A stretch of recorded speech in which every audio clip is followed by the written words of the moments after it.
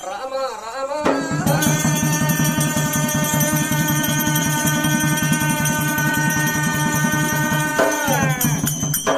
దేవి శారదా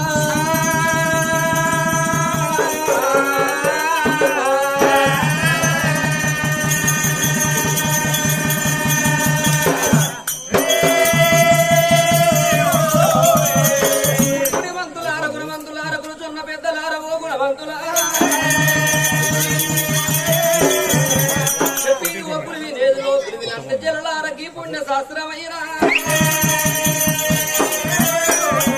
ఆనాటి ఎత్తుల ఈనాటి కథలు ఆనాటి ఎత్తలు అన్నారమ్మ ఆనాడు ఒక పుణ్యము గల్ల తల్లి చరిత్రే